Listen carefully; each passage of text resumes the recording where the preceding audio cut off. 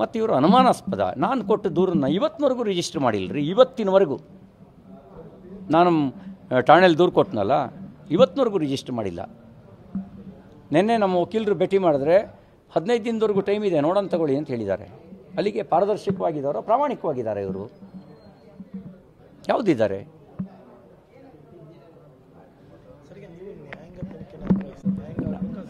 ನಾವೇನಂದರೆ CID ತನಿಖೆ ಮಾಡೋದಾದರೂ ಕೂಡ ಹಾಲಿ ನ್ಯಾಯಾಧೀಶರ ನೇತೃತ್ವದಲ್ಲಿ CID ತನಿಖೆ ಮಾಡಲಿ, ರಿಪೋರ್ಟ್ನ ನ್ಯಾಯಾಧೀಶರಿಗೆ ಕೊಡಲಿ.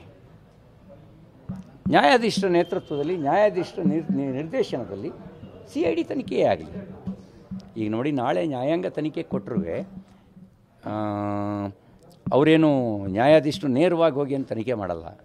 ಆದರೆ ಸಾಂದರ್ಭಿಕವಾಗಿರುವ ಎಲ್ಲ ಘಟನೆಗಳನ್ನು ಅವರು ಇರೋದನ್ನು ಸತ್ಯಾಸತ್ಯತೆಯನ್ನು ರೆಕಾರ್ಡ್ ಮಾಡ್ತಾರೆ.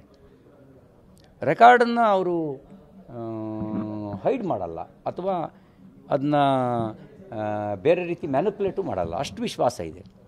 ನಾನು ಹೇಳಿದ್ನಲ್ಲ, ಯಾವುದೇ ಒತ್ತಡ ಇಲ್ಲದೆ ಕೆಲಸ ಮಾಡೋದಾದರೂ ಒಬ್ಬರು ಪೊಲೀಸ್ ಕಾನ್ಸ್ಟೇಬಲು ಮಾಡಬಲ್ಲರು. ಯಾವಾಗ ಒತ್ತಡಕ್ಕೆ ಒಳಗಾಗ್ತಾರೆ, ಯಾವಾಗ ನಮಗೆ ಒಳ್ಳೆ ಜಾಗಕ್ಕೆ ಪೋಸ್ಟಿಂಗ್ ಬೇಕು ಅಂತ ಆಸೆ ಪಡ್ತಾರೆ, ಆಗ ಏನಾಗ್ತದೆ, ನ್ಯಾಯದ ನಿರಾಕರಣೆ ಆಗುತ್ತೆ. ಅಲ್ಲಿ ಹೌಸಲ್ಲಿ 2 ಪ್ರಕರಣ ನಡೆಯುತ್ತೆ. ಒಂದು ತಮ್ಮ ಅಸಭ್ಯ ಹೇಳಿಕೆ ಆರೋಪ, ಒಂದು ಮತ್ತೊಂದು ಗುಂಡಾವರ್ತನೆ ನಿಮ್ಮ ಮೇಲೆ ಆದ. 3ನೇದು ಪೊಲೀಸರ ನಿಮ್ಮ ರೌಂಡ್ ಓಡಿಸಿರೋದು. ಹೌಸ್ ಎಲ್ಲರೂ ತನಿಖೆ ಮಾಡೋಕ್ಕಾಗ್ತಿದ್ದ ಸಂದರ್ಭದಲ್ಲಿ ಪೊಲೀಸರನ್ನ ಎಲ್ಲರೂ ನೋಡಿ, ಹೌಸಿಗೆ ಸುಪ್ರೀಂ ಅಥಾರಿಟಿ ನಮ್ಮ ಸಭಾಪತಿಯೇ ಸುಪ್ರೀಂ ಅಥಾರಿಟಿ.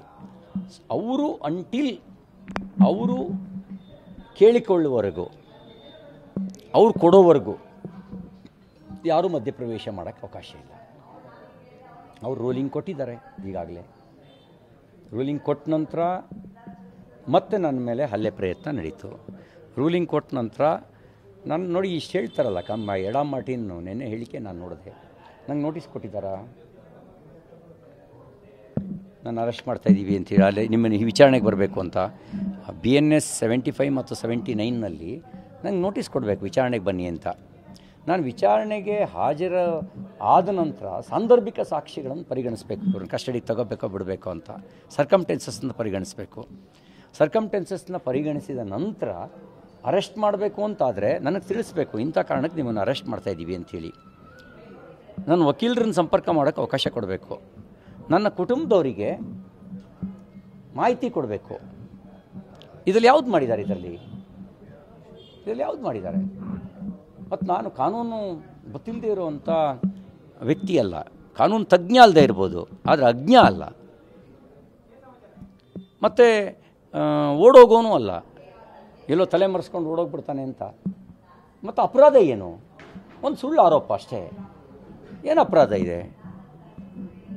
ಮತ್ತು ಅವರು ಆಪಾದನೆ ಮಾಡೋರು ಹೇಳೋ ರೀತಿಯಲ್ಲಿ, ಫಿರ್ಯಾದಿ ಹೇಳೋ ರೀತಿಯಲ್ಲಿ ನಡೆದಿದ್ದೆಲ್ಲಿ ಅಂತ ವಿಧಾನ ಪರಿಷತ್ನ ಸಭಾಂಗಣದ ಒಳಗೆ, ಸಭಾಂಗಣದ ವ್ಯಾಪ್ತಿ ಪೊಲೀಸ್ ಸ್ಟೇಷನ್ ವ್ಯಾಪ್ತಿಗೆ ಪೊಲೀಸ್ ವ್ಯಾಪ್ತಿಗೆ ಬರುತ್ತಾ? ಇಷ್ಟಾದಮೇಲೆ ಅವ್ರು ನಡೆಸ್ಕೊಂಡ ರೀತಿ ಇದೆಯಲ್ಲ, ಅದು ಅಮಾನವೀಯ. ನನ್ನ ಮೂಲಭೂತ ಹಕ್ಕುಗಳನ್ನು ದಮನ ಮಾಡಿದ್ರು, ಫಂಡಮೆಂಟಲ್ ರೈಟ್ಸ್ ಏನಿದೆ ಅದನ್ನು ದಮನ ಮಾಡಿದ್ರು, ಮತ್ತು ಮಾನವ ಹಕ್ಕುಗಳನ್ನು ಕೂಡ ದಮನ ಮಾಡಿದ್ರು, ಅಮಾನವೀಯವಾಗಿ ನಡೆಸ್ಕೊಂಡ್ರು.